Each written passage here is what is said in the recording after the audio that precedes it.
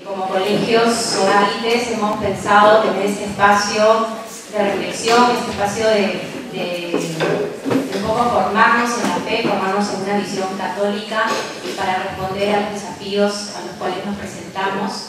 Y vamos a estar invitando a diferentes personas que nos van a hablar sobre diferentes temas.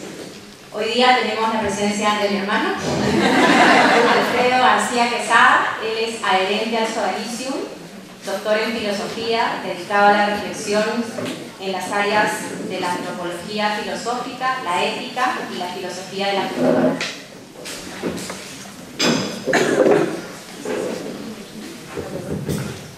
Bueno, buenos días a todos.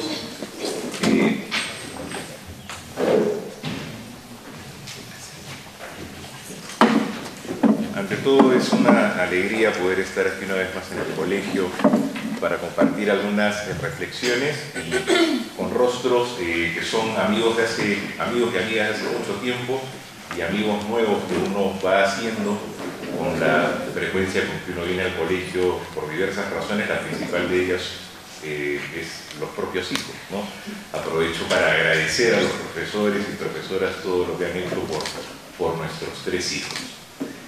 Miren, lo que quería ahora, había muchas posibilidades de presentar el tema, PowerPoint, pasarles documentos previos, algún esquema y seguir una presentación estrictamente pedagógica, pero dije no voy a hacer eso, estoy ante profesores, y más bien decidí presentar 5 ideas fuerza para poder suscitar un diálogo que sería lo más enriquecedor, creo, de este encuentro. ¿Bien? En ese sentido, les pediría que más que anotar las cosas que vaya diciendo, voy a buscar ser bastante llano, simple, claro en los temas, no incursionar en cuestiones demasiado técnicas de la filosofía, pero igual puede haber la tentación de querer seguir casi al pie de la letra algunos de los puntos que voy abordando, y lo que sugeriría es que no sea así. Me dicen que esta plática va a estar a disposición, ya sea grabada, ya sea en video, de manera que podrían recurrir a ella en los puntos que les parezca pertinentes si algo les llamó la atención.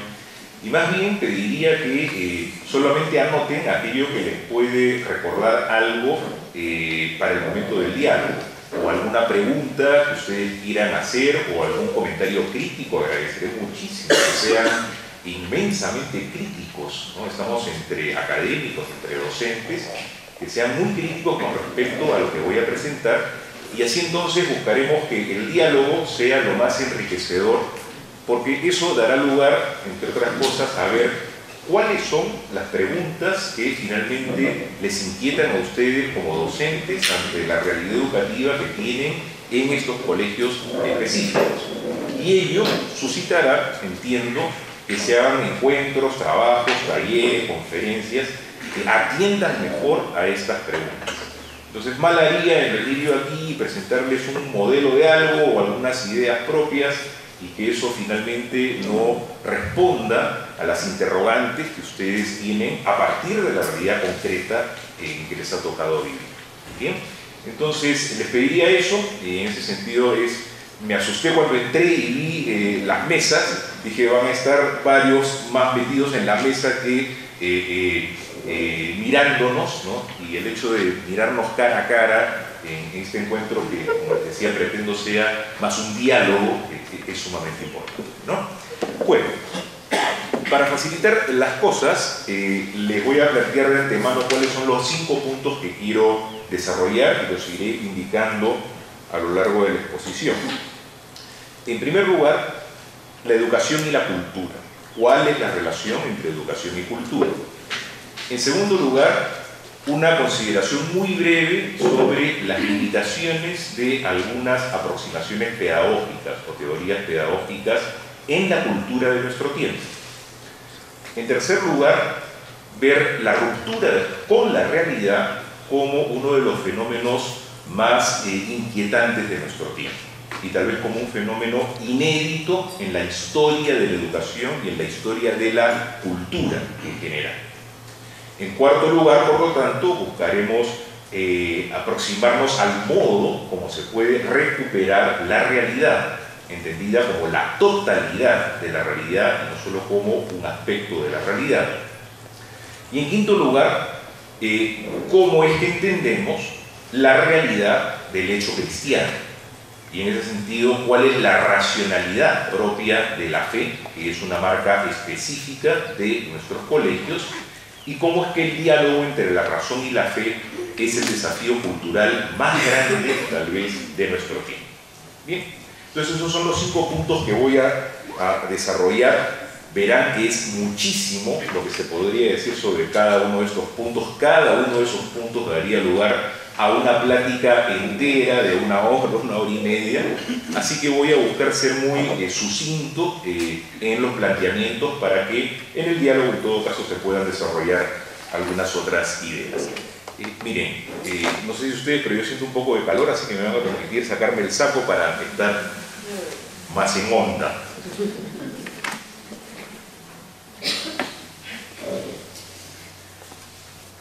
Bien. Lo primero entonces, la educación y la cultura. ¿Cuál es el vínculo entre estas dos realidades y entre estas dos expresiones? Es posible establecer esa relación de muchísimas maneras. A mí particularmente me ha sido sumamente edificante recurrir siempre a la raíz de las palabras, es decir, a la etimología. No siempre la etimología ayuda, pero casi siempre. Ayuda a pensar y ayuda sobre todo a responder a la crisis del lenguaje, que es una de las crisis también más agudas de nuestro tiempo. Es decir, no usar bien las palabras que encierran conceptos, y si es que usamos las palabras sin precisar el concepto, ya tenemos ahí el punto de partida de un desentendido, un malentendido, ¿no? Si no es de un debate estéril. De manera que comenzar a definir las palabras es algo sumamente importante. Entiendo que ustedes en el colegio lo tienen como una práctica constante. A mis hijos, concretamente de niños, buscábamos además suscitarles la actitud del asombro, de la sorpresa, ante palabras como hipopótamo, ¿no? Entonces, una palabra difícil que comenzaban a pronunciar y decirles que hipós viene de caballo, hipótamo significa río, entonces hipopótamo es caballo de río, hacía que la palabra tuviese un significado y lo sorprendiese esto. Entonces venía la pregunta inmediata, ¿no? Y entonces hipódromo, ¿qué tiene que ver? Entonces hipo tiene que ver con caballo, decían, y hidromos es carrera, entonces es carrera de caballos. Y así, ¿no?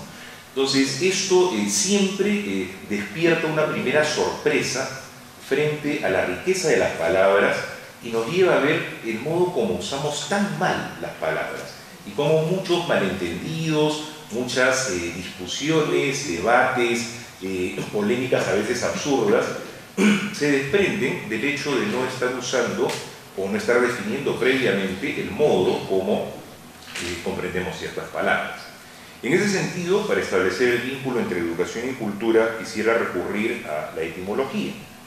Y sabemos que la raíz de la palabra cultura viene del latín ducere, que significa guiar, orientar, conducir, lo que dio lugar a otras 2 palabras que son educare y educere, de donde viene educación.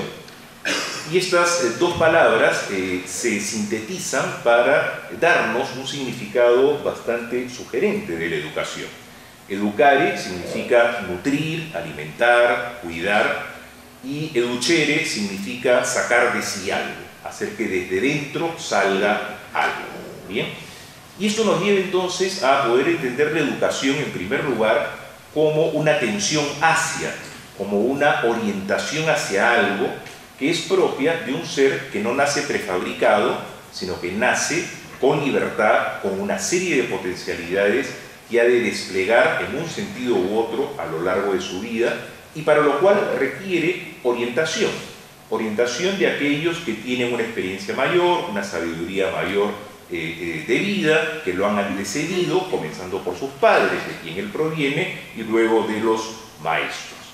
Y entonces esta labor de orientación, de guía, es una labor que nutre, por un lado, y en ese sentido hay algo que viene desde fuera para la formación de la persona, pero también es algo que sale desde dentro, y en ese sentido es un dinamismo de realización de dentro hacia afuera, y que tiene como punto de partida clave la unicidad, el carácter irrepetible, inalienable de la persona y concretamente de su libertad específica. ¿Bien?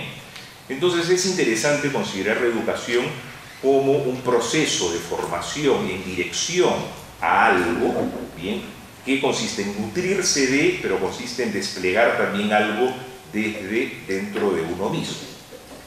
Ese sentido de la educación, lo podremos ver después en el diálogo, no está siendo atendido suficientemente por una serie de teorías y de prácticas pedagógicas en nuestro tiempo, y veremos luego por qué.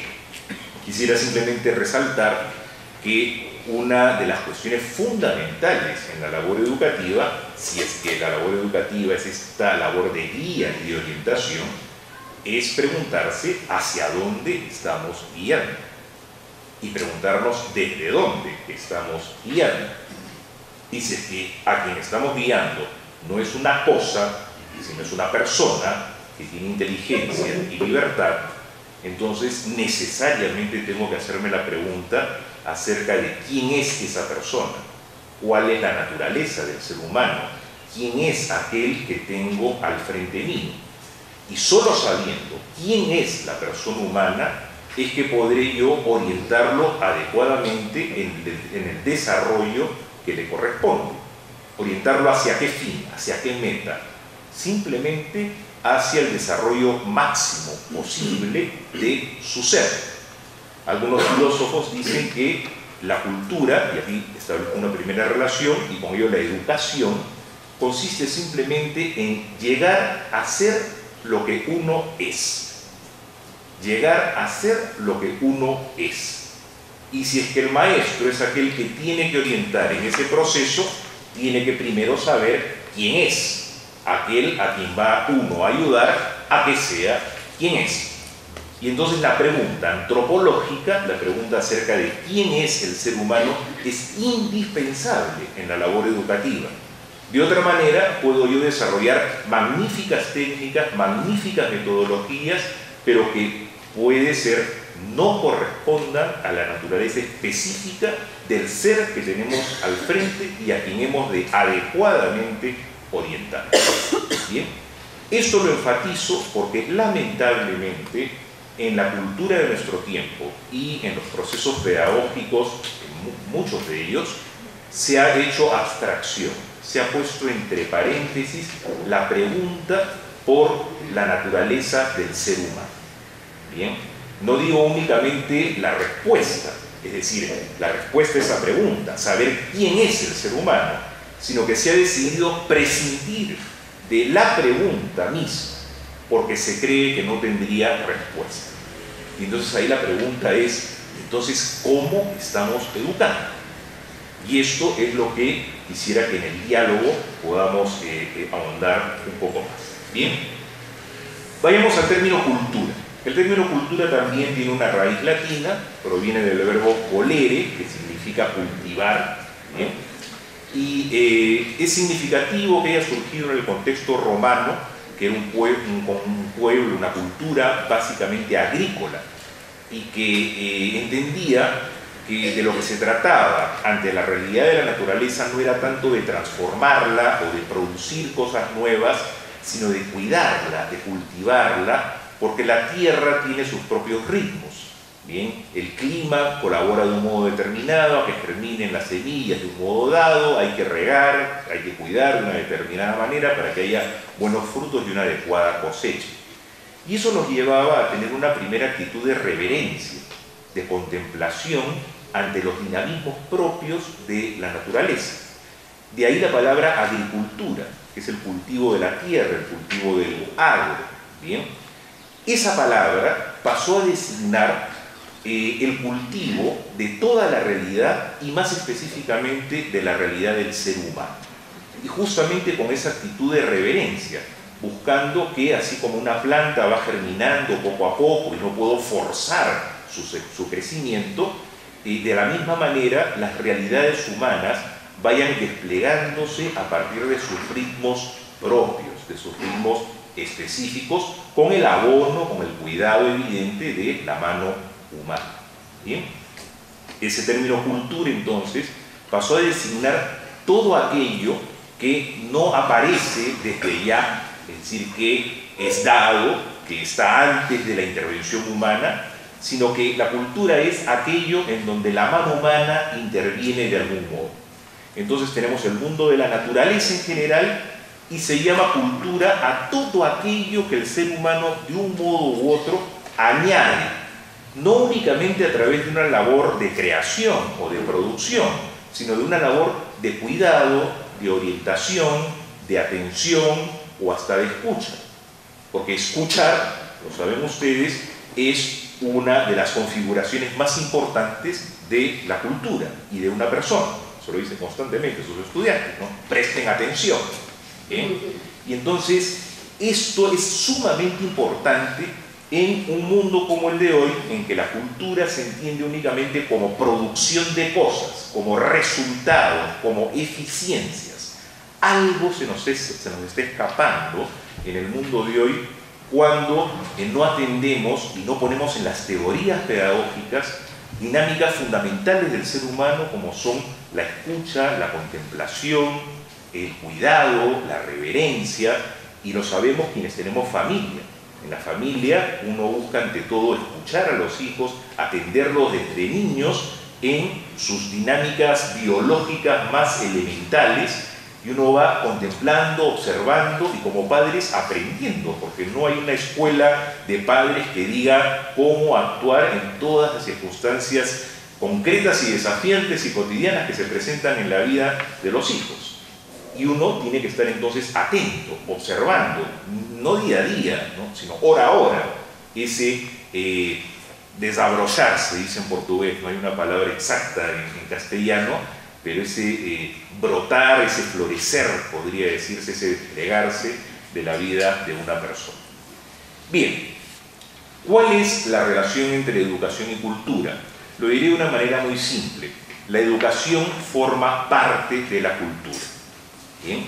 La educación es la atención formativa a una persona concreta, con base a las dinámicas que intenté explicar hace un momento, y se ubica dentro de la cultura porque la cultura es justamente la realidad de todo lo humano, de todo aquello en que el hombre ha ido configurando a partir de su libertad y añadiendo a la naturaleza, generando lo que se podría llamar una segunda naturaleza y generando así un mundo habitado en el cual uno se inserta desde el momento que nace. Y eso es sumamente importante porque a veces tendemos a creer desde perspectivas racionalistas como la de Descartes, Kant, Hobbes y demás, que uno puede construirlo todo a partir de uno mismo, y eso es la más radical mentira.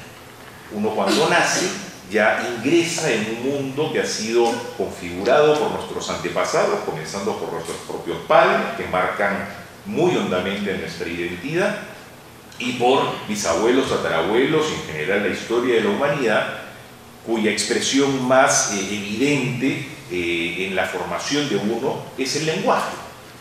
Uno nace y uno dice father si está en Estados Unidos y dice papá si está aquí en Lima. Y es lo primero que uno aprende, y eso nos viene dado no de la naturaleza, sino de la cultura específica en la que hemos nacido. Y entonces la educación está insertada dentro de este ámbito cultural, en donde sin que haya técnicas, procesos, metodologías pedagógicas concretas, vamos absorbiendo todo lo que de humano hay en el ambiente en que nos toca vivir.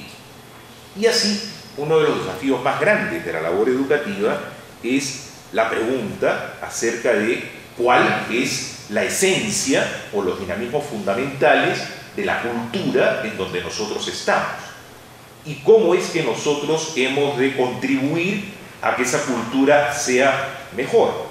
Tiene aspectos positivos, pero también tiene aspectos negativos. Y la labor de toda nueva generación es justamente la de ser crítica con respecto a su cultura y sin desechar, porque sería esto un absurdo, el legado, la tradición, lo que nos han dado nuestros predecesores, buscar configurar un mundo mejor. Dentro de este escenario, dentro de este horizonte cultural, se ubica la labor educativa específica. Bien, bueno, sobre esto podremos hablar muchísimo más. Simplemente quisiera enfatizar que la cultura puede ser entendida como un estilo de vida, como un modo de ser. El modo de ser de un limeño es distinto al modo de ser de un arequipeño o de un loretano, más aún de un brasileño o de un norteamericano o de un holandés o de un chino o de un japonés. Las culturas entonces son diversas, ¿bien? Se pueden definir como modos de ser, estilos de vida, y que tienen como eje los valores. ¿Qué son los valores? Es aquello, lo voy a definir de una manera muy simple, aquello que se considera importante, tan importante que motiva mi acción. Esos valores pueden ser positivos o negativos, pueden ser valores objetivos, reales, o pueden ser invenciones de mi mente, o errores culturales incluso. Pero en todo caso, preguntarnos por los valores de una cultura es fundamental para saber qué es lo que motiva a un grupo humano específico. Los motiva la música, por ejemplo, y qué tipo de música, los motiva la práctica deportiva, los motiva la labor intelectual, y saber entonces aproximarnos a estas personas a partir de lo que consideran verdaderamente importante. Puede ser que lo verdaderamente importante para ellos sea un error, como cuando ocurrió cuando llegaron los españoles, en donde una de las prácticas, que era el sacrificio de niños, ¿no?, era considerada algo sumamente valioso, porque haciéndolo el Dios proveía de lluvia y de una buena cosecha. Bueno, eso habrá que corregirlo, pero ¿corregirlo de qué manera? No a partir de la cultura de uno, sino a partir de la pregunta acerca de cuál es la naturaleza universal del ser humano. Es decir, ¿quién es la persona humana? Esa es la respuesta que interesa. No la que tengamos en nuestra mente o desde nuestra perspectiva cultural, sino la pregunta que es respondida desde la realidad misma de la persona humana. ¿Bien? Bueno, sobre esto podremos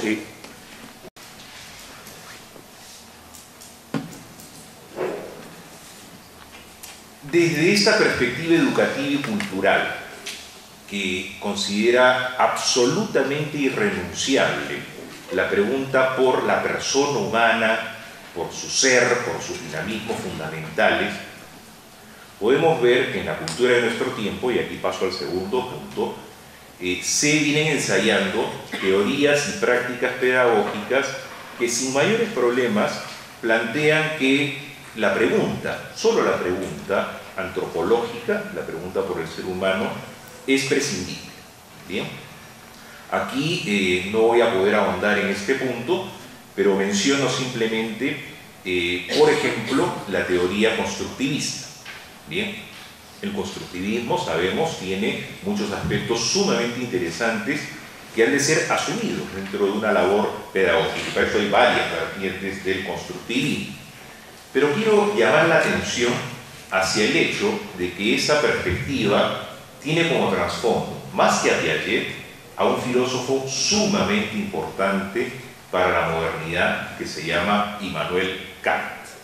Bien, Kant concretamente es la síntesis de una serie de aspectos sumamente valiosos de la modernidad, pero también de los aspectos más problemáticos de la modernidad, que han llevado a que estemos en una situación que no es que sea, y hay que tener mucho cuidado con eso, peor que otras épocas y en diversos sentidos, no hay que ser agoreros aquí de catástrofes, en fin, pero sí podemos decir que estamos en un momento inédito en la historia de la civilización, en donde por primera vez el ser humano considera deseable darle la espalda a la realidad y decir que el horizonte que tenemos al frente es la nada, y no hay valores, no hay realidades, no nos preguntemos por la felicidad y simplemente vivamos pues el día arbitrariamente, como lo vamos a ver dentro de un momento. Eso, incluso el mal, ¿no? Actuar mal es algo que ha ocurrido desde que el ser humano existe. El problema de nuestro tiempo es tener dificultades cada vez más grandes en distinguir entre el bien y el mal, o peor, y eso es a lo que quiero apuntar, considerar irrelevante la pregunta acerca de cuál es la distinción entre el bien y el mal. Y entonces todo vale, todo da lo mismo, y esto se asume como algo deseable. Es bien distinto que uno sepa cuál es la distinción entre el bien y el mal y que por debilidades propias, por inadvertencias o por deliberadas actitudes negativas, yo vaya en dirección al mal. Pero sé que lo estoy haciendo y después pido perdón o me hago el loco, en fin, cada uno adoptará la actitud que corresponde, pero uno sabe que está actuando mal. Lo que es complicado es que, borrada la distinción entre el mal y el bien, nadie sepa si está actuando mal o si está actuando bien. Y eso, decir que eso es positivo, decir que eso es lo que ha de ser defendido, es algo absolutamente inédito en la historia de la civilización humana. Ese es el mundo en que nos ha tocado vivir. Y ante esto, ante esa situación cultural, no es que se dé de modo homogéneo y siempre, sino estoy señalando simplemente una tendencia fuerte de nuestro tiempo. Ante eso, ante ese contexto cultural, la educación, y sobre todo una educación realista, y una educación personalista, y una educación católica, tiene la responsabilidad enorme de ofrecer una respuesta. No solamente ante quienes tiene más próximamente, que son los propios estudiantes, sino ante la cultura particular en donde se encuentra insertada esa escuela. Bien, entonces lo que quiero decir es que ante este contexto, ya me he adelantado un poquito al tercer punto, que es la ruptura con la realidad, surgen teorías como las del constructivismo, y que tienen su raíz, como decía, en la tendencia idealista trascendental, como se dice en filosofía, de Kant, que, dicho de una manera muy simple, considera que, estoy hablando de Kant, no es posible conocer la realidad en sí misma. Nunca conocemos la realidad tal cual es, sino lo que conocemos son fenómenos. ¿Qué es un fenómeno para Kant? Es algo que nosotros mismos hemos construido. Entonces, la cosa en sí, ¿no?, lo que llama Kant el noúmeno, nunca, la esencia, diríamos, de algo o de alguien, nunca puede ser conocido.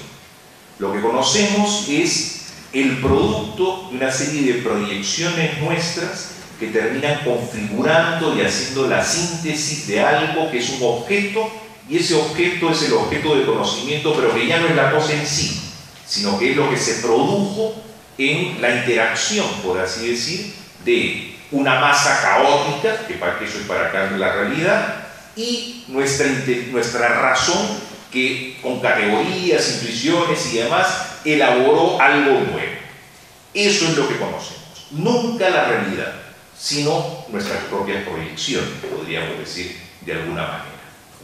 Esto, que es simplemente negar la posibilidad de conocer la realidad, negar la posibilidad de que yo conozca a mi esposa y a mis hijos, negar la posibilidad de que yo conozca que realmente está el sol ahí y no una fantasía, negar la posibilidad de conocer a Dios, que viene hacia uno.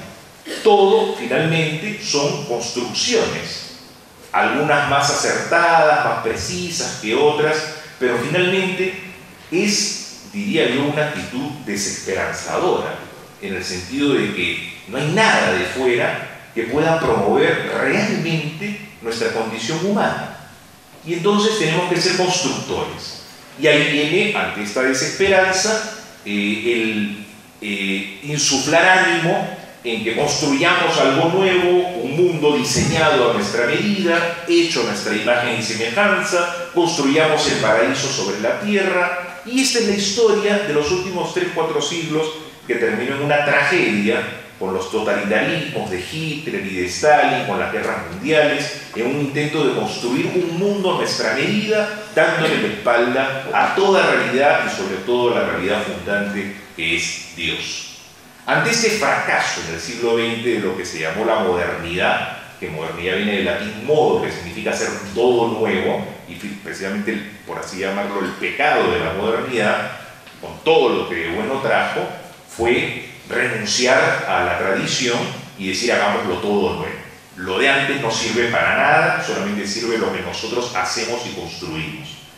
Ese fracaso de este proyecto moderno en el siglo XX, no lo digo yo, lo dicen las tendencias culturales diversas y las perspectivas académicas diversas, generó lo que se llamó la posmodernidad, que era simplemente decir, miren, al final este proyecto de entronizar la razón, de alabar la constructividad del ser humano, no tiene más sentido, hay que debilitar a la razón, hay que adelgazar a un sujeto humano que se tornó demasiado soberbio, que se engordó demasiado, entonces hay que adelgazarlo, y vivamos de una manera débil, a partir de la tolerancia, respetándonos, en fin, ese es el problema del relativismo y del nihilismo del que hablaré dentro de un momento.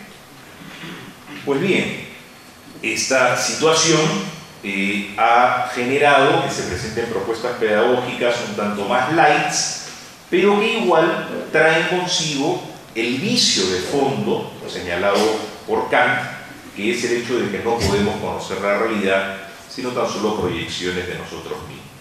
Y eso es lo que resulta inquietante en la perspectiva constructivista. Bien, no determinadas técnicas y demás que pueden servir mucho para desencadenar mejor la labor creativa o para comprender procesos cognitivos específicos, etc. Ustedes saben mucho más de esto que yo, pero sí el trasfondo es lo que preocupa, el que de antemano nos privemos de la posibilidad de acceder a la realidad en cuanto tal, y entonces se diga que nunca conocemos la verdad, sino que el conocimiento consiste en una construcción social, como diría Vygotsky. Y entonces, bueno, finalmente habrá diversas construcciones sociales, habrá diversas fantasías con respecto a lo que es la verdad, habrá diversas pretensiones de conocimiento, pero no se podrá decir más que la verdad nos alcanzó o que la realidad nos tocó, sino que cada uno tiene su propia manera de aproximarse al mundo, y respetémonos pues hasta donde sea posible, hasta donde no haya discrepancias que lleven a que nos peleemos, y que llegadas ellas no podremos acudir a ninguna realidad que esté por encima de nosotros o más allá de nosotros, sino que buscaremos pues artimañas, tal vez, ¿no? Bueno, el constructivismo entonces es algo que parece ser algo inquietante, sobre todo hace unas décadas estuvo bastante de moda, ¿no? Como paradigma casi único. Otra perspectiva que inquieta, y estoy aquí hablando del impacto cultural sobre teorías pedagógicas, ¿ok? Más que hablar de las teorías pedagógicas en sí y cómo estas impactan en la cultura, estoy queriendo mostrar cómo es que una historia cultural específica ha impactado en los modos de educar.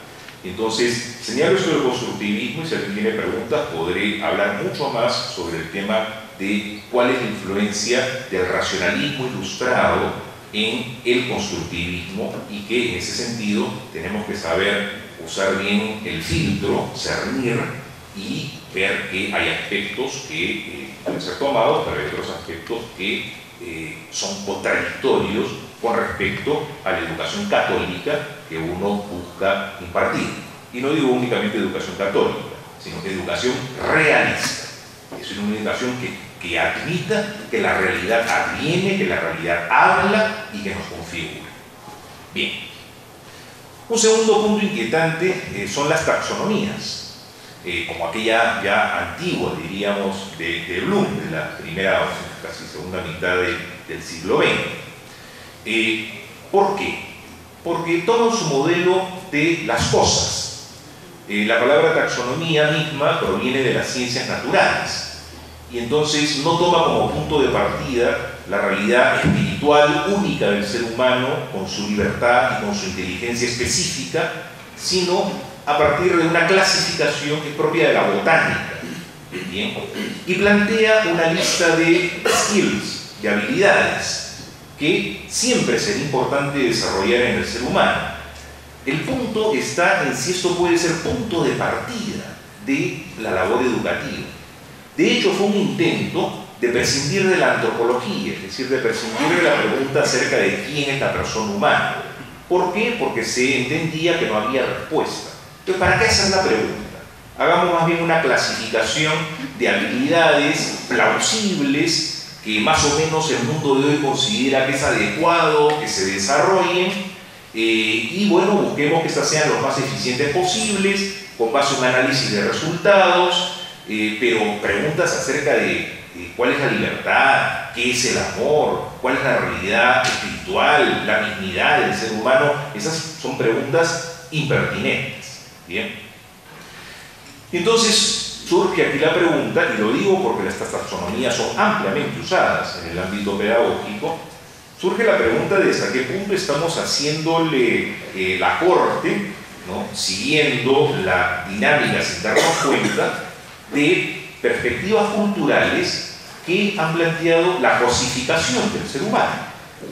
De hecho, nos encontramos hoy ante la posibilidad de uno de los procesos de deshumanización más hondos de la historia humana. Y aquí no estoy exagerando, me refiero concretamente a que si el ser humano tiene como dos atributos fundamentales, la razón y la voluntad, hoy se está desconfiando de la razón, se le ha hecho débil, como mencionaba hace un momento, y se duda de la capacidad cognoscitiva de la razón. Tendríamos intenciones, la razón sería una habilidad, pero que la razón sea capaz de captar la verdad de las cosas, esa es una pretensión desmedida, se dice en muchos casos. Y entonces se duda de la razón. Y por otro lado, se duda también de la capacidad de la voluntad de alcanzar el bien y de alcanzar la felicidad, porque se consideran también inexistentes. Y entonces, si uno mira la historia de la civilización, en los últimos 25 siglos, no encontrará tendencias culturales predominantes que hayan dudado de la capacidad cognoscitiva de la razón o de la capacidad tendencial hacia el bien de la voluntad. Todas las civilizaciones y grupos culturales hasta hace de los últimos 25 siglos consideraban esto como la base indispensable de la configuración de una cultura humana. Hoy se dice no pasa nada con que la razón y la voluntad no operen. No pasa nada con que no nos preguntemos acerca de quién es el ser humano. Y entonces estamos más bien a la cola, diría yo, de un proceso de cosificación en donde lo que interesa es la producción de cosas, de productos que se pongan a la venta. Y una de las tendencias pedagógicas o de las herramientas pedagógicas más usadas, que son las taxonomías, sigue esta dinámica. Como decía Max Scheler, un filósofo sobre el que hice mi tesis, decía la diferencia entre una habilidad y una virtud está que una habilidad la puede tener un chimpancé. Y decía la diferencia entre la libertad y la genialidad específicamente humana está en la virtud, que responde a la naturaleza humana y que es el despliegue de esa naturaleza en forma de una disposición específica de un hábito que se llama virtud. Bien, eso se diferencia mucho de la habilidad, y este autor se atrevía a decir que se puede comparar la invención de la lámpara eléctrica por Alva Edison con la habilidad de un chimpancé, ¿no? Era un poco exagerado en el punto, pero lo que quería decir es que hay técnicas, hay habilidades que el ser humano desarrolla que también alguien bien adiestrado podría desarrollar. Y entonces la pregunta es, ¿estamos a través de lo que llamamos educación formando personas? o estamos adiestrando personas, entrenando personas, inculcándoles habilidades que no es que sean malas, pero que se quedan muy cortas frente a la riqueza honda del ser humano y de lo que cada uno está llamado a dar de un modo único y específico. Una tercera aproximación pedagógica que inquieta es aquella que se sustenta en lo que algunos llaman la omnipotencia del mercado, ¿bien?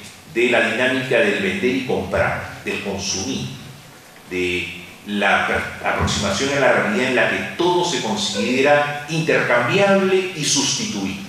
¿Bien? El mercado está mal, no está mal, es necesario. Siempre existió y ahora tiene una dinámica mucho más potente que ha traído muchos beneficios. El problema está en que se crea que todo ha de estar regido por el mercado, porque resulta que ninguno podrá considerarse, ni querer que lo consideren, sustituible y comparable. El ser humano, cada uno de nosotros, es único. Puede ser mejor o peor, pero es único. Y el mercado lo que plantea más bien es que todo debe de ser comparado. Y si yo encuentro algo que sea más atractivo, pues sería un idiota, disculpen la expresión, si no lo sustituyo. Pregúntense si ustedes quisieran que su esposo o su esposa las considere de esa manera, comparables y por lo tanto sustituibles, o si nuestros hijos aceptarían una aproximación de ese tipo. Y entonces esa omnipresencia del mercado ha generado una aproximación pedagógica, que no digo que todas tengan esa marca, pero muchas de ellas, que es la educación por competencias, y donde la competencia es definida como una función a partir de lo que el mercado podría estar requiriendo. Y entonces no es educar a partir de lo que es la persona humana, sino a partir de la oferta y la demanda. ¿Bien? Eso está mal en sí mismo. Miren, no está mal si es que es un aspecto de la labor educativa. Seríamos tontos si no estamos con los ojos bien abiertos con respecto a las necesidades laborales, a las dinámicas del mercado. Pero hacer que toda la educación se rija únicamente por esa perspectiva es tener una visión bastante recortada, limitada, yo diría inadecuada de la labor educativa. Por ahí ya sonó un celular indicando que ya debo de apurarme y terminar, ¿no? Bien me decía mi señora esposa, vas a hablar más de una hora, ¿no? Porque voy a ser breve, no voy a preparar mi esquema aquí y allá. Voy a ser mucho más sucinto, entonces tenemos hasta las 9:30, Alfredo Jimena, ¿no? ¿Sí?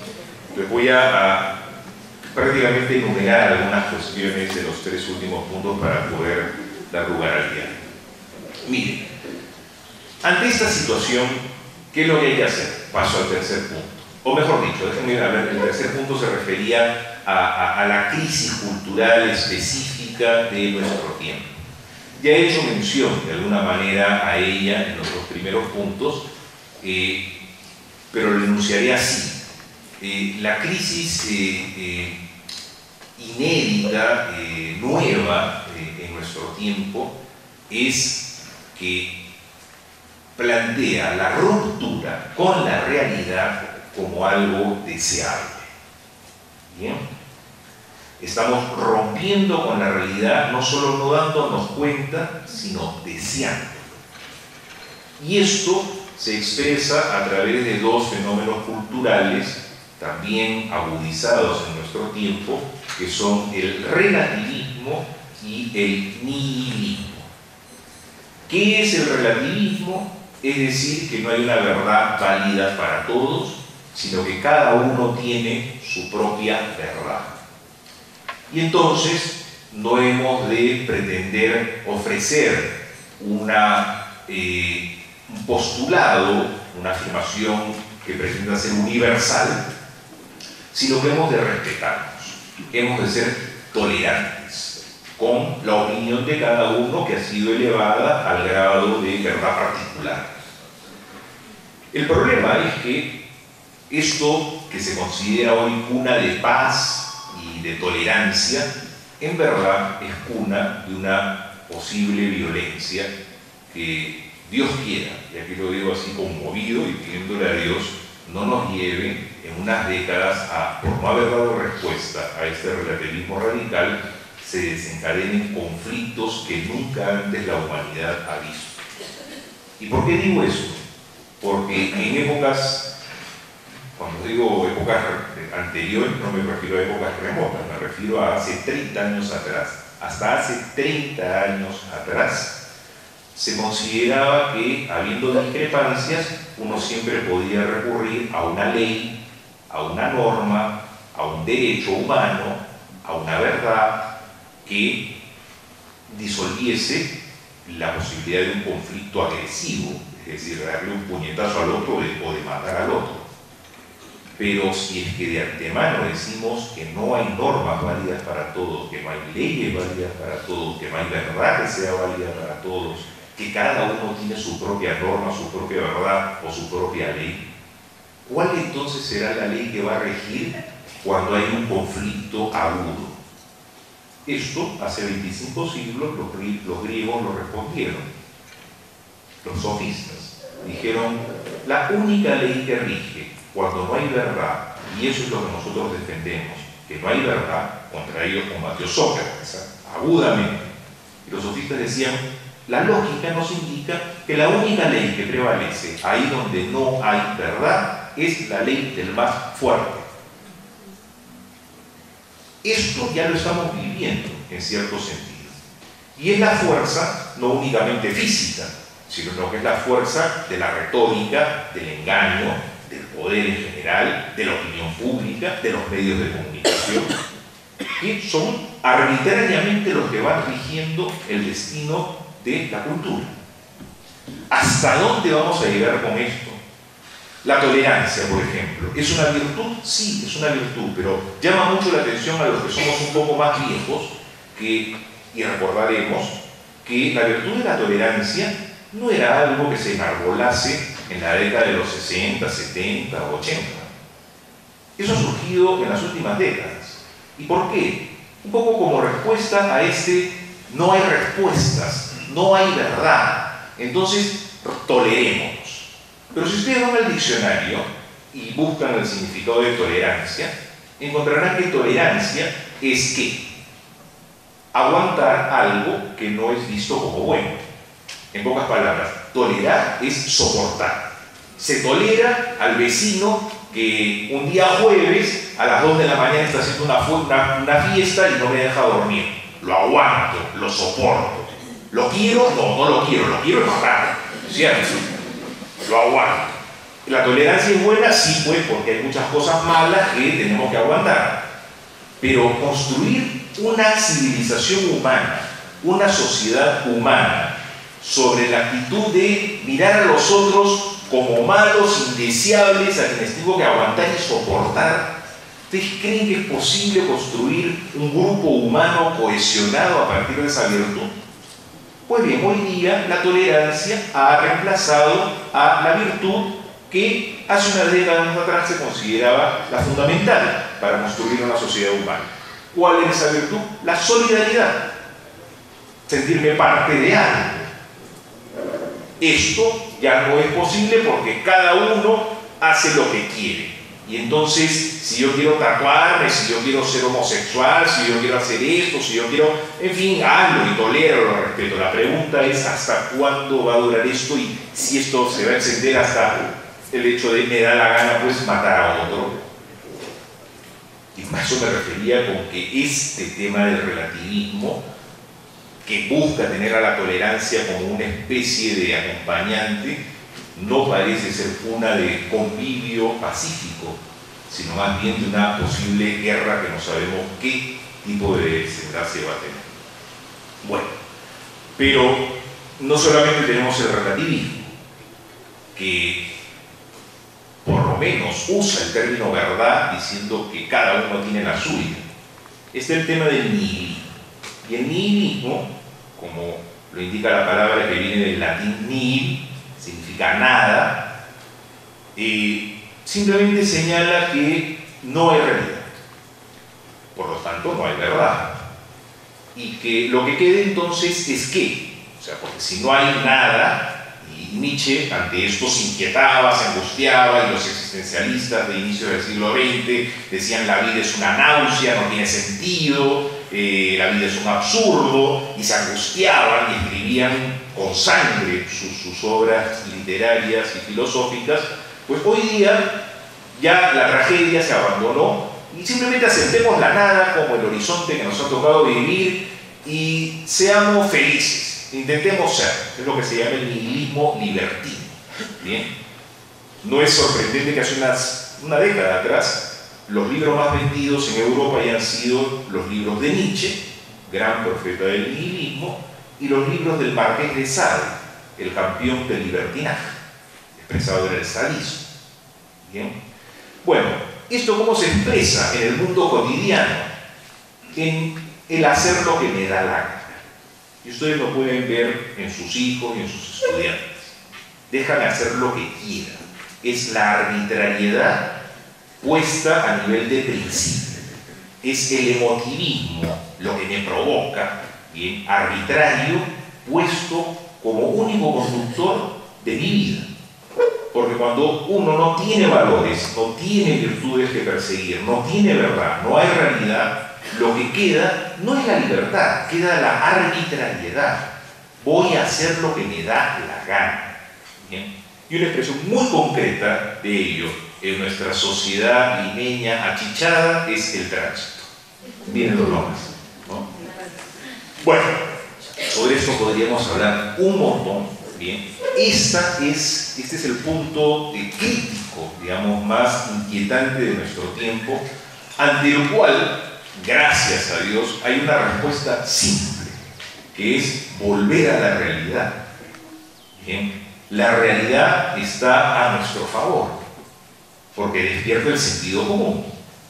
Y ante estas teorías sofisticadas que se han entronizado incluso en organismos internacionales como las Naciones Unidas, que nos marcan los desafíos del milenio a partir de estas agendas, bueno, a nuestro favor está el que invitemos a otros a que abran los ojos.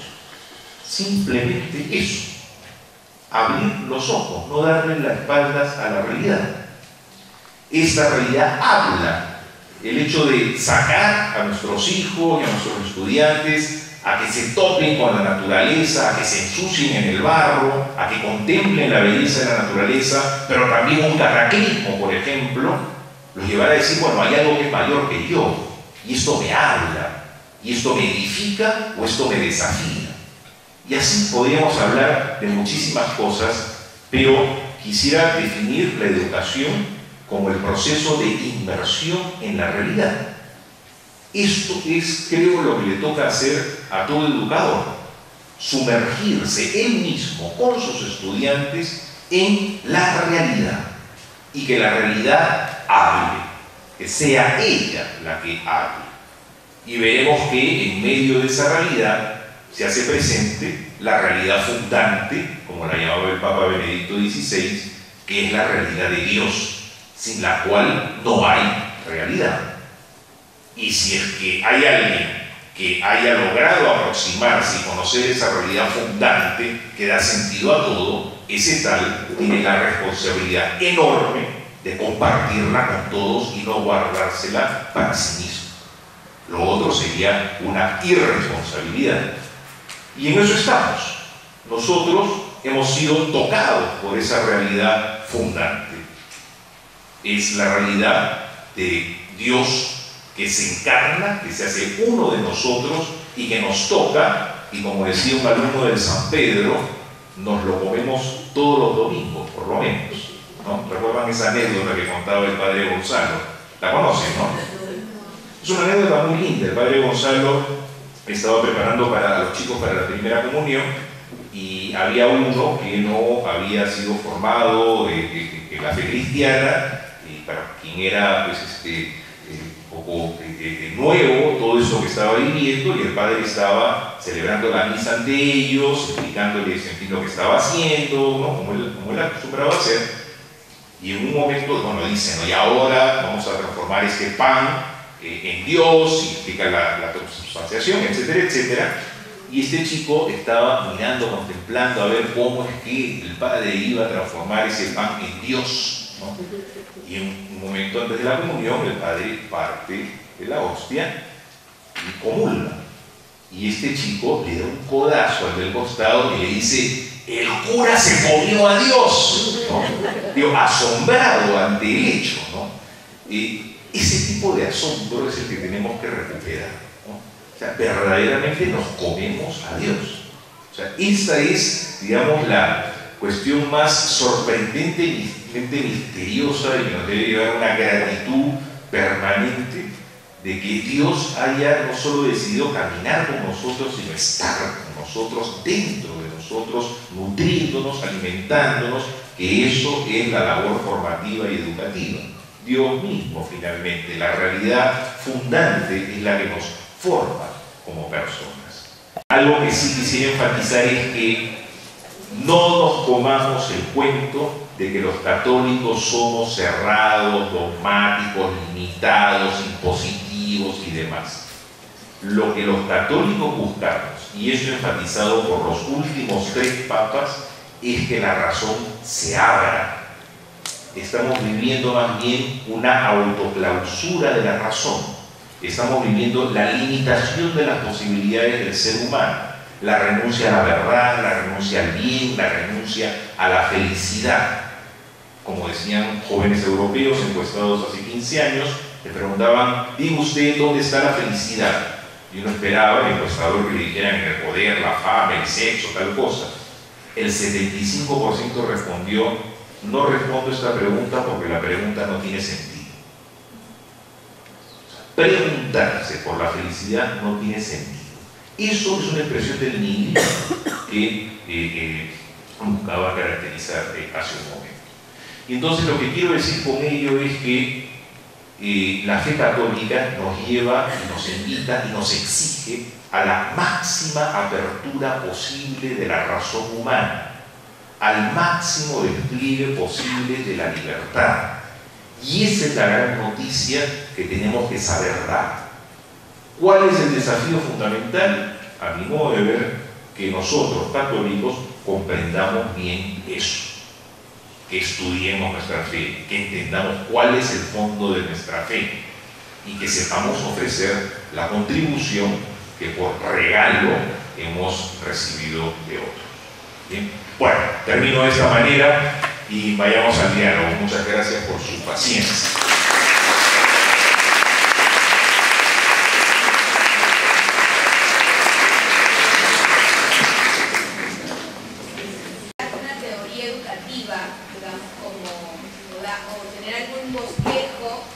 ¿Cuál sería esa teoría, planteamiento educativo para justamente hacer realidad esto que tú mencionas, de ayudar a nuestros alumnos a sacar lo mejor de sí, a desplegarse? O sea, ¿qué plantearías tú? Vaya reflexión. Sí. En general, y más aún de poder dar alguna pincelada, digamos, un poco atrevida en este poco tiempo. Pero, a ver, no lo digo yo seguiría a otros que plantean el realismo como un horizonte indispensable de educación en nuestro tiempo.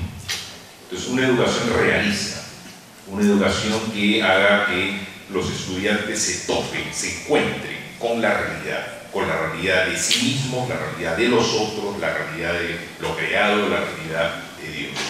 Y buscar todos los medios para que ese encuentro se dé de un modo intenso, de un modo... Es lo primero, ¿no? Lo otro es que una dinámica, luego de que uno se encuentra con la realidad, es la dinámica propia del dinamismo de la fe católica y que se concentra en un dinamismo que es propio del carisma, de la espiritualidad, del sodalicio que anima a nuestros colegios, que es la dinámica de la reconciliación. ¿Que significa qué cosa? Y otra plática, ¿no es cierto? Pero es simplemente entender que hay una unidad esencial en todo lo real y que las fracturas, las divisiones son contrarias a la realidad. Y entonces se trata de curar esas heridas, de resanar esas fracturas y de comprenderlo todo dentro de la unidad esencial de todo lo creado. Este es un desafío y una dinámica en la educación que me parece central. Lo otro, enfatizar la educación en valores y virtudes. No únicamente en valores ni únicamente en virtudes, sino en ambos. Son cosas diferentes, pero sin las cuales una y otra no se entienden. Esto no lo puedo explicar ahora, pero creo que serían esos puntos. Y lo otro es una educación personalista, que atienda a la realidad específica de la persona humana y que no la trate como conejillo de indias, como cosa o como conjunto de funciones o de habilidades, sino que atienda a la realidad honda de la persona humana. ¿Quién es la persona humana? Esto también sería motivo de otro tiempo para ahondar en ello, pero nos sorprenderíamos si es que llegásemos a descubrir, cuestión sobre la que ha escrito muchísima gente, pero que no se dice así, de esta manera, que no podríamos hablar de la persona humana sin la irrupción del cristianismo en la historia. La persona, la noción de persona humana es una herencia del cristianismo y tiene estas connotaciones muy particulares que tenemos que saber ofrecer para enriquecer la noción de persona humana y de derechos humanos. Hoy por hoy, en las organizaciones internacionales, se dice los derechos humanos es lo único que queda, eso es lo que hay que buscar defender, y todos tienen derecho a hacer lo que quieran. En fin, hoy en día hay civilizaciones orientales que están diciendo esos derechos humanos son derechos humanos de los occidentales. Ojo, no son universales. Y se está cuestionando la Declaración Universal de los Derechos Humanos de las Naciones Unidas. Y Occidente se está quedando sin razones para decir que esos son derechos universales. ¿Quién puede responder a ello en el horizonte cultural? Porque, ojo, si se comienza a cuestionar estos derechos humanos, lo que va a haber es ¿qué cosa? Guerra. Sin más, opresiones, pasajes. Y las estamos ya viendo por ahí germinar. Entonces, cuando viene un Papa Benedicto, en realidad Juan Pablo II ya, un Papa Benedicto y ahora Francisco, que les recomiendo que lean el discurso que ofreció del Consejo Europeo hace unas semanas, y dicen: Europa, no olvides tus raíces cristianas. Están hablando de salvar Europa y de salvar la civilización occidental. Este es otro tema largo, ¿no? Pero bueno, más o menos sería eso. Sí. Bueno, mi nombre es José Manuel. Soy filósofo también, así que es un gusto de conocerte, José Manuel. Ya vi que nos tomamos un café después. Voy a hacer, en realidad esta es mi primera año acá. Cuando hablabas de la educación como negocio, una cosa que a mí me llama mucho la atención acá en Lima, yo he estado, bueno, soy mexicano, después viví en Buenos Aires, es la cantidad de colegios que se abren, se cierran, colegios nuevos. Parece como que el tema del negocio acá, el tema educativo, es algo que digamos, tiene mucho movimiento, o se abren muchos colegios por negocio. Esa es la impresión que a mí me da. Por un lado, bueno, ¿qué hacer para evitar este tipo de negocio? O sea, que se tome la educación como negocio, siendo que la educación debería ser algo que ayude a la persona a realizarse, ¿no? A guiarlo, a conducirlo. Entonces, si se ve solo como negocio, no hay una visión que lo ayude a la persona a conducir. Y por otro lado, ¿qué hacer también para generar asombro en las materias que da cada profesor? Por ejemplo, en mi caso, yo trato siempre de empezar con el asombro, ¿no? Que se asombren ante la realidad de la que hablamos.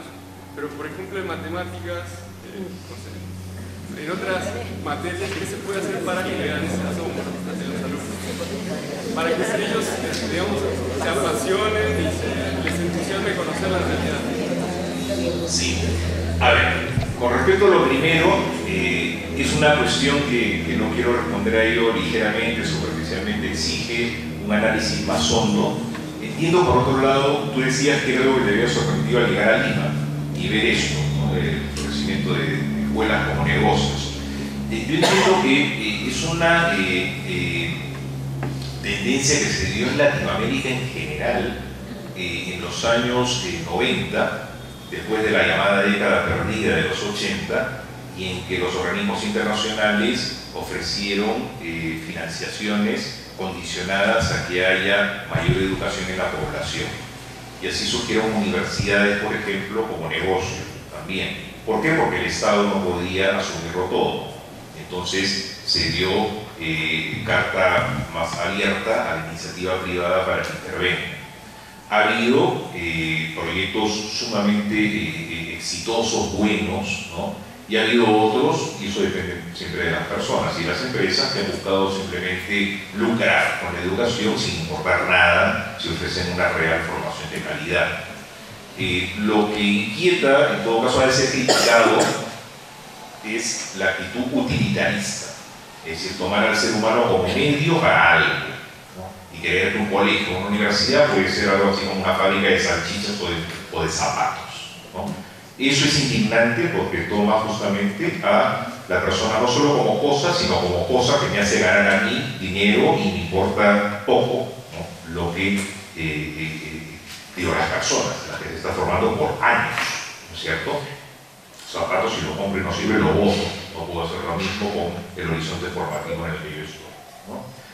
Pero hay iniciativas de una calidad realmente sorprendente, surgidas de una inicial perspectiva de negocio y que luego se han ido transformando viendo que el core business exige que uno tenga una actitud no utilitarista, sino una actitud educativa adecuada. Bien, y eso está pasando en muchas universidades y colegios que surgieron inicialmente de ese modo.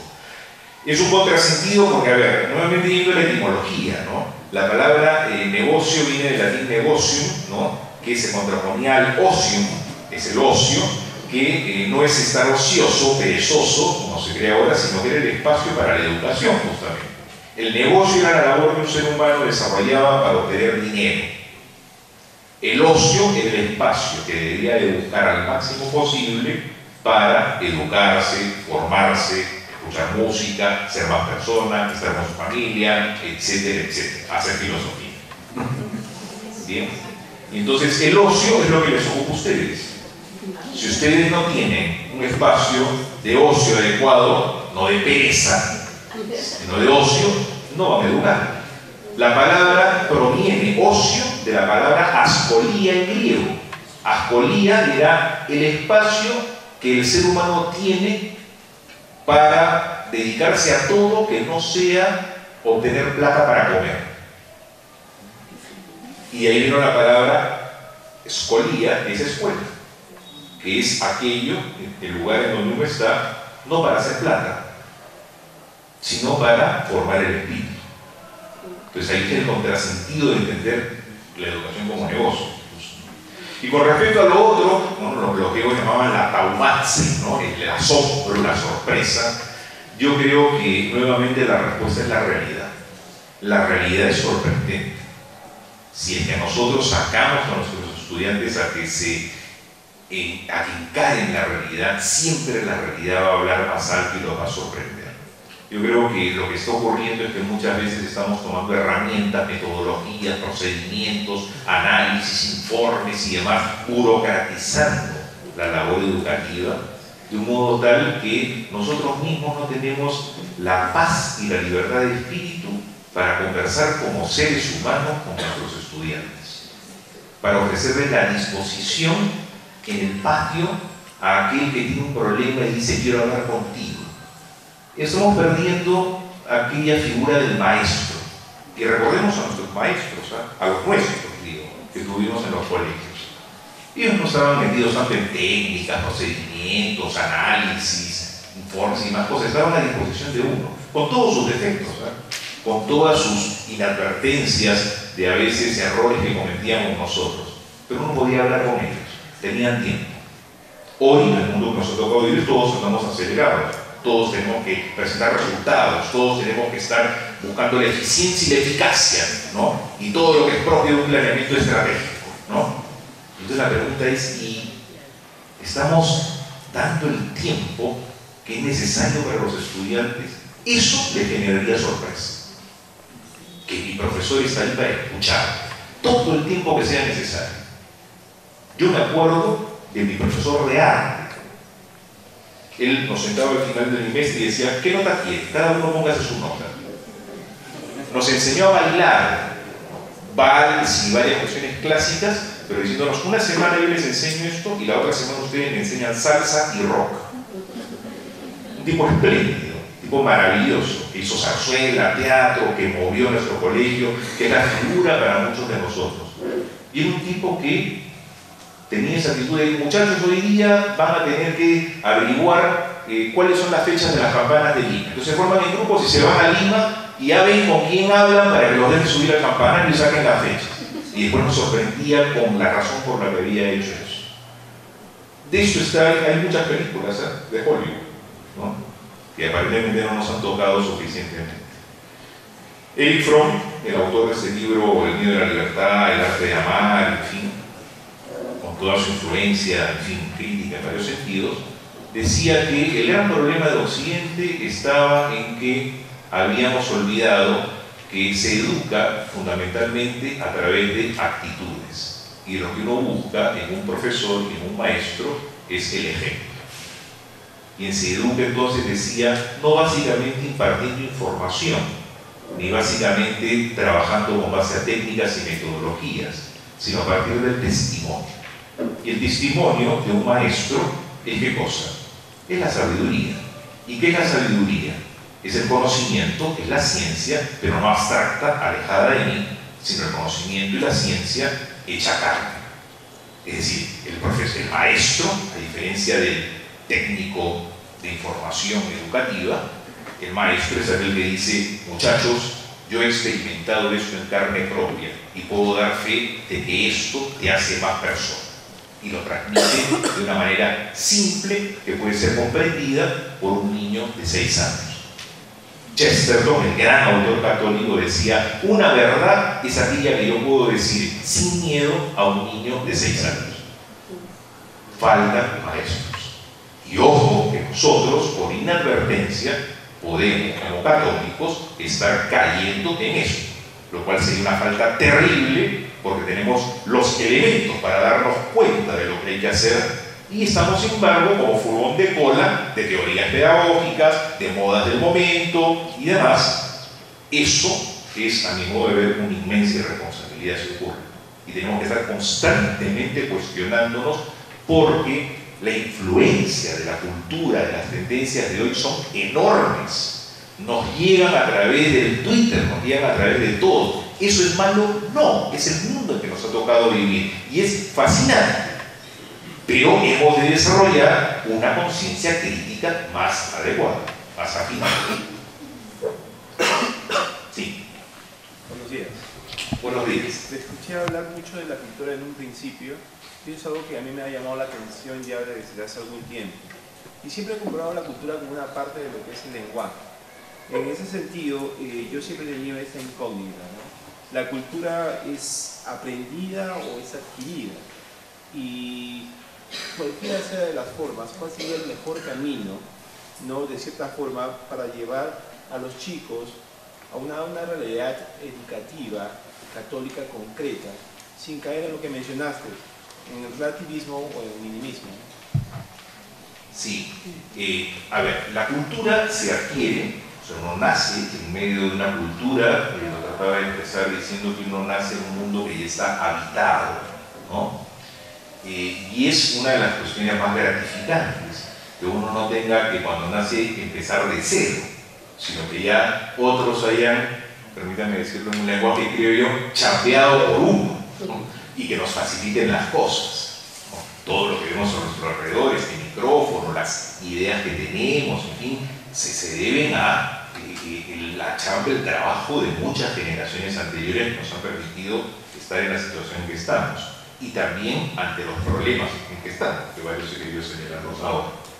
Por lo tanto, ante esta ambivalencia que se ve en la cultura de aspectos positivos, de aspectos negativos, de valores y de antivalores, la responsabilidad de cada generación está no solo en adquirir la cultura, sino en buscar mejorarla, ¿no? Renovarla. Y esto porque la vida no se detiene. El ser humano va desarrollándose a lo largo de la historia y es pues responsabilidad de cada generación no solo adquirir la cultura, sino criticarla, primero acogerla, ¿no? O sea, porque si no vamos a ser de aquellos, como dicen algunos muchachos, a quienes todo les apesta y nada les huele, ¿no? Primero hay que oler, primero hay que acoger, ¿no? Y a partir de ahí discernir y ver qué es lo que se tiene que cambiar, qué es lo que se tiene que transformar y demás. Entonces no solamente adquirir, es también transformar, o mejor, configurar, dar una figura propia a esta cultura para las generaciones venideras. No sé si esto responde un tanto a tu cuestión. Sí, de cierta forma, porque sí es cierto, la adquisición tiene que ver con procesos cognitivos naturales, de cierta forma, pero el aprendizaje, yo me pongo en la situación de que una persona viaja a otro país, cuya cultura desconoce, no es aprendido.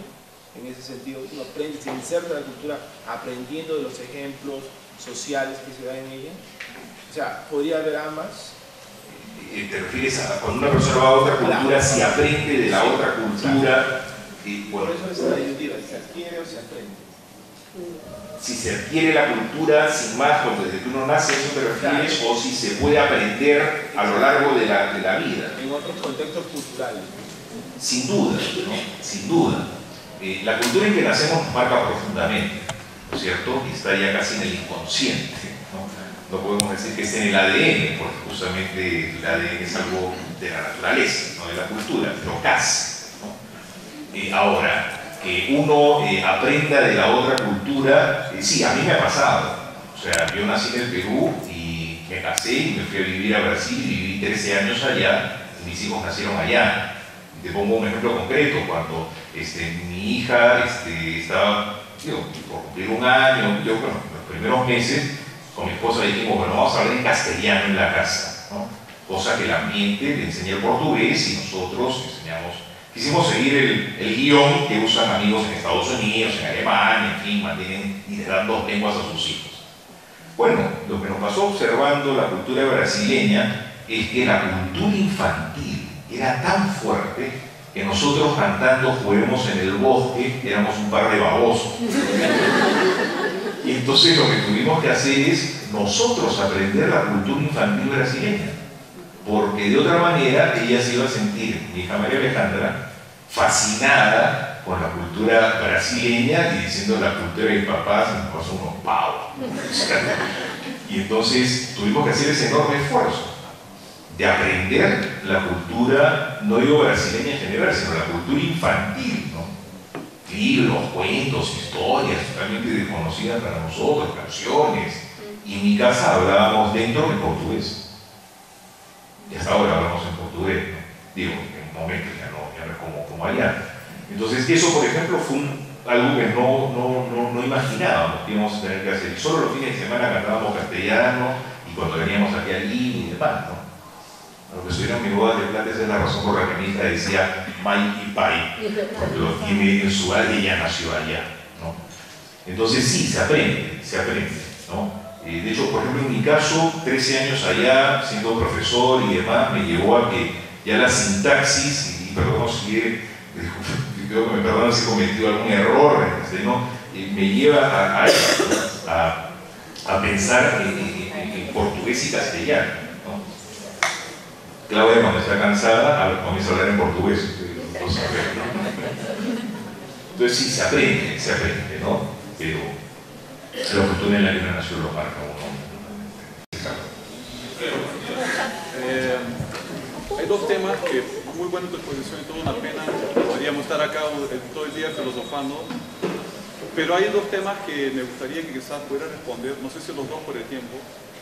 Uno es que has hablado de la relación con la realidad y sabemos que la realidad invisible es una realidad que es aún más realidad, ¿no? Y la realidad de Dios es la realidad, ¿no? Y hay una realidad que es quizás aún más imperceptible, que es la de la gracia. O sea, es Dios actuando en mi mente, en mi corazón, en mi vida. ¿Cómo crees que esta realidad de la gracia debe entrar en la educación? Una primera pregunta. Y segundo, es el tema de la familia. En la historia de la educación de la humanidad, la familia era la protagonista. Hoy vivimos en una gran crisis, ¿no? Todo este tema de la familia, y que no sé cuándo comenzó la cosa, pero en un momento la historia se dividió, ¿no? La educación es por un lado y la familia es por otro, y ahora de alguna manera vemos que está retornando a este colegio, tiene que estar de la mano con la familia. La familia como agente de cultura, ¿cómo entra ahora en la educación? ¿Cómo ves tú, ¿no? Desde tu perspectiva? No sé si puedes responder a las dos preguntas. Más que dos preguntas, de dos pláticas. A ver, mira, un eco simplemente a lo que plantea Ricardo. Yo diría que la gracia, y una de las cuestiones que nos toca a nosotros hacer como académicos, en mi caso como educadores, en el caso de ustedes, es buscar expresar de la manera más simple y comprensible posible términos que están presentes en la doctrina cristiana, pero que tal vez, tal como están puestos, le dicen poco al hombre de hoy y a los muchachos de hoy. Entonces, un término como gracia. La palabra gracia tiene sentido para quien ha estudiado un poco de teología de la gracia, ¿no? O para nosotros cristianos que la empleamos más o menos cotidianamente en un sentido u otro. Pero para quien no esté inmerso en ese hábito, la palabra gracia es una cosa rara. Entonces, sin que renunciemos a los términos, porque las palabras tienen un sentido, un significado que hay que preservar, hay que mantener las palabras, debemos hacer el esfuerzo, creo, por expresar esto, y no otra cosa es la nueva evangelización, nuevos métodos, nuevas expresiones, nuevo ardor. Entonces no podemos ser comodones, lo digo como una crítica personal y propia, y como un desafío que hay que buscar. Lo digo porque en filosofía uno tiende a veces a valerse de las palabras, de las técnicas, en fin, ya consagradas, y a veces no hacer el esfuerzo de conectarse con lo cotidiano, ¿no? Entonces, ¿qué es la gracia? Es la simple presencia de Dios en la vida de uno, ¿no? Y tenemos que, creo, explicarlo de una manera simple, de modo que veamos que si yo no existo porque yo me creé, sino que me debo a otros, que no son solo mis padres, sino a una realidad fundante que es Dios, y esto es tan evidente porque yo no me creé, pues, ni decidí el momento en que iba a vivir, y además tengo la certeza de que voy a morir, y entonces Dios me sostiene, y Dios es más íntimo que mí mismo, y debo de establecer una relación de amistad con Él si quiero ser persona, y su presencia constante en mí es la gracia. Entonces, si no estoy con Él, y si decido apartarme de Él, romper con Él, que es el pecado, y que nosotros lo traducimos, lo expresamos como ruptura, bueno, estoy simplemente, más que ofendiendo a Dios, cometiendo un acto suicida. Estoy desenganchando el enchufe de la energía eléctrica que me mantiene vivo. ¿Qué he de hacer? Buscar conectarme con esa energía eléctrica, cosa que ocurre fundamentalmente cuando participo de la Eucaristía o de los sacramentos, que son, por otro lado, otra palabra, sacramento, dice poco. El sacramento, si lo defino como señal visible de algo invisible, porque tú has hablado de la gracia como algo invisible, una de las cuestiones más maravillosas de la fe cristiana, de lo acontecido hace 20 siglos, es que Dios decidió hacerse tocable. Dios se encarna, Dios se hace señal sensible, nos lo podemos comer, como decía hace un momento. Entonces, eso que es invisible se ha hecho visible. No voy a hablar aquí como cura, ¿no? Pero, en fin, por dicen a Dios, ¿no? Que nadie, al Padre que nadie lo ha visto, yo lo he dado a conocer. Jesucristo, hombre como nosotros, ¿no? Entonces, en fin, esto creo que hay que, como educadores, buscar siempre esforzarnos por expresarlo de un modo cada vez más natural, más comprensible, más atractivo, más sorprendente, como decías tú, para los estudiantes de Dios. Y con respecto a la familia, mira, es un tema, ¿no? Este año hemos de estar, entiendo todos, digo, la mayoría aquí somos casados, ¿no? O tenemos familia o pretenden casarse. Este año va a ser el año de reflexión en la Iglesia sobre el tema de la familia. Habrá un sínodo ordinario en octubre y creo que nos corresponde a todos estar atentos a todo esto que va a ocurrir en la Iglesia. Para ello recomendaría la relectura, leer una vez más la exhortación apostólica Familiaris Consortio de Juan Pablo II, de San Juan Pablo II, que es todo un programa de vida para la familia, ¿no? Sí, mira, podríamos hablar muchísimo sobre la crisis de la familia, pero quisiera señalar algo que resulta sorprendente, y es que cuando se consulta a los jóvenes acerca de cuál es la realidad que consideran más valiosa dentro de su horizonte de vida, la familia siempre está en los primeros lugares, lo cual es motivo de esperanza. Más allá de lo que ellos entiendan por familia, en fin, está la referencia de que aquella familia en la que yo estuve es importante, que yo puedo renunciar a muchas cosas, pero a mi familia no. Entonces, continúa la familia siendo punto de referencia. Y la mayoría de jóvenes busca sí relacionarse con una persona del otro sexo y buscar tener hijos y por ahí desarrollar su vida. Bien, entonces no es tan fácil, ¿no?, renunciar a un dinamismo natural. Ahora, el que se haya cuestionado que la familia está constituida por un hombre y una mujer y que es el ámbito básico de educación de los hijos, etcétera, etcétera, es una expresión cultural de nuestro tiempo, de ese nihilismo, de ese relativismo, de ese individualismo, en fin, ¿no?, al que hacía referencia. Entonces, digo, tu cuestión me provoca mucho en la línea de, en fin, hablar mucho de ese tema crucial que es la familia, pero ojo, creo que la labor, eso es una opinión particular, ojo, ¿no?, invitando a los padres de familia a que formen parte del colegio, hemos de tener el cuidado, sin embargo, de no creer que en la síntesis entre el colegio y la familia se da la educación, sino que la familia tiene que tener su lugar propio. Bien, entonces hemos de invitar a los padres, sí, a que colaboren en la labor educativa del colegio y nosotros mismos darles orientaciones, indicaciones para que ellos puedan educar mejor. Pero luego decirle, tú tienes una responsabilidad, no me vengas aquí a que tú tienes una responsabilidad compartida con nosotros y vamos a hacer algo juntos y por aquí la cosa, entiendo, no va por ahí. Es una opinión particular que parte de mi experiencia particular como familia y como educador, ¿no? Sí. Una pregunta más y terminamos. No solo es las damas primero, sino que las damas están reclamando que fueron primeras. Entonces, de eso uno tiene que retroceder. Jiménez, si me permites, prometo responder cortito a Ani y luego a ti, ¿no? Una pregunta, respondo cortito, sí. Bueno, primero que nada, gracias, porque me has esclarecido un montón de términos y de ideas que tenía un poquito vagas.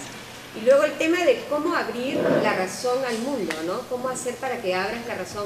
Cómo enseñar eso a un niño pequeño o un joven para que realmente entiendan que por medio de la razón tú vas a poder realmente salir al mundo. Y que sin razón en realidad no hay fundamento para nada, ¿no? ¿Cómo enseñárselo? Vaya pregunta. Mira, te cuento una experiencia propia. En la universidad, esto podría funcionar para los que son ya mayores, y tomar esto como un elemento para los que son menores. Yo todos los años ponía en la clase de introducción a la filosofía la expresión todo es relativo. Y preguntaba, ¿no?, ¿cuántos están de acuerdo con esto? Y lo hacía con un ensayo también personal, que era ver si estaba aumentando o no el relativismo. Y era sorprendente. Cada año aumentaba en las nuevas generaciones que venían. Entonces, el 80% de la clase en un momento decía, ¿cómo no vas? Todos estamos de acuerdo. Simplemente explicarles a través de la práctica de la razón de que esa frase no tiene sentido y que si yo digo todo es relativo, entonces es relativa la misma frase y no podría decir nada como verdadero. Eso los llevaba al asombro del que tú hablabas. y es decir, caramba, es verdad. Estoy diciendo todo es relativo, estoy diciendo que no hay verdad y sin embargo estoy cometiendo la incoherencia de decir crean en mi verdad, que no hay verdad y que esto es válido para todos. Eso generaba un asombro enorme y no era un experimento en el laboratorio, una ciencia exacta, sino el uso de la razón. ¿Bien? Y a continuación uno le decía, bueno, ya aquí tiene una certeza. O sea, no es una aproximación general, no, es una certeza. No es posible decir que todo es relativo.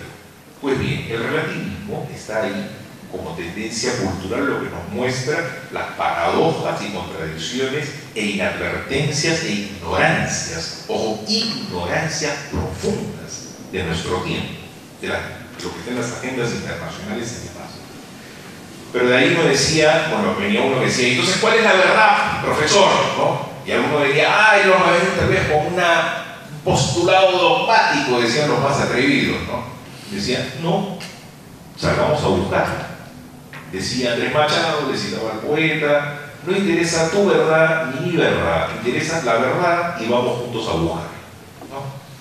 Entonces, eso llevaba a la actitud de no cerrarse, porque finalmente el relativismo es una cerrazón. Yo me cierro en mi verdad y es mi verdad y no me cuestiones si me tienes que respetar o yo no te respeto. Ya, entonces nos respetamos, déjame a mí tranquilo. Entonces es cerrarse sobre uno mismo. Lo otro es decir, no es posible, es una actitud incoherente. Salgamos a buscar, abramos las ventanas, las puertas, tenemos que airearnos, hemos estado encerrados, contaminándonos con aire contaminado todo este tiempo. Eso hace que uno vea la vida y la educación como una aventura fascinante. Pero eso es una experiencia, Ani, más que te cuento. Creo que la cosa va por ahí. Cortita, para que la respuesta también lo pueda hacer. A ver, creo un desafío también de nuestro tiempo, con todo lo que pueda significar el avance, la ciencia, la técnica, las comunicaciones, es el tema del inmediatismo. Todo es al instante. Y esto genera, digamos, también a su vez varios problemas, o sea, posibilidades también, pero también problemas. Como todo es al momento, todo es como una especie de grandes cosas o pequeñas cosas que vamos coleccionando, ¿bien? Que vamos supuestamente sumando, pero ¿qué tanto sumamos y simplemente no las pasamos?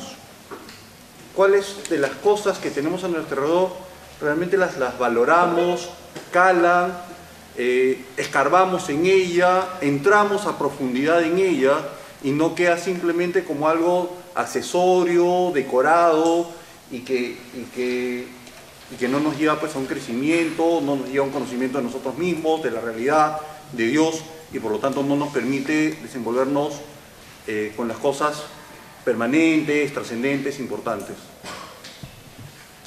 Un gran tema, ¿no? ¿Qué puedo decirte? Totalmente de acuerdo, el inmediatismo es uno de los grandes desafíos de nuestro tiempo. Nos ha llevado a perder la conciencia del pasado y del futuro y quedarnos solo en el presente, en la moda, en el gusto del momento, en el placer del instante y en creer que eso lo podemos eternizar, ¿no? Como decía de un modo un poco provocador un poeta brasileño, decía, el amor es eterno mientras dura, ¿no? Entonces es entronizar el instante creyendo que esto va a durar, y es lo que vemos en la generación hoy, en los muchachos, ¿no? Bueno, me voy a divertir, en fin, es el carpe diem, disfrute el día y creer que esto va a existir y se puede prolongar y se puede alargar y se puede eternizar. Y es un engaño, ¿no?